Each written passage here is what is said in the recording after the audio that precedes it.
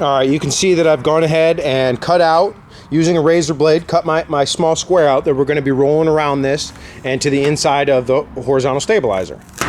Once you cut it out with your razor blade, you're going to need to come back with a hot knife. I simply warm up a butter knife with Burns-O-Matic. You can use a soldering iron and simply run it along that edge so that it doesn't fray at all. Most importantly are these small corners here. You want to be sure to get a little bit of heat in that corner there so that doesn't tear any further. We'll also go ahead and put our double sticky tape here on the inside. I typically will put a small layer above our 1/8 inch holes. See if I can get this here. And then another run below our 1/8 inch holes. The top piece here is going to hold it as I wrap it around, and the bottom, of course, is going to hold it as I fold it on the inside of the horizontal stabilizer. We also want to make sure that we get as much of these wrinkles out as we can. We talked a little bit about these earlier.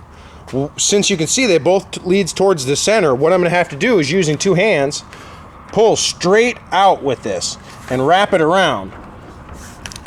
Now let's try it if I can do it with 1 hand here. I probably won't. You can see that I didn't get all the wrinkles out. I got some small wrinkles, so it's not a big deal to just peel it back up again. Because again, all we have is double sticky tape holding it. Peel it off, replace our double sticky tape, and try it again until we get it as much as we can. If you don't get all the wrinkles, that's not a big deal. We'll talk a little bit more about that later on once I get this piece finished. For example, here at the tip, I got a small wrinkle here that I'm definitely not going to be able to get out by pulling out. Later, I'll simply install a small piece of dowel rod in the trailing edge that will clear that up. But we'll talk a little bit more about that later on.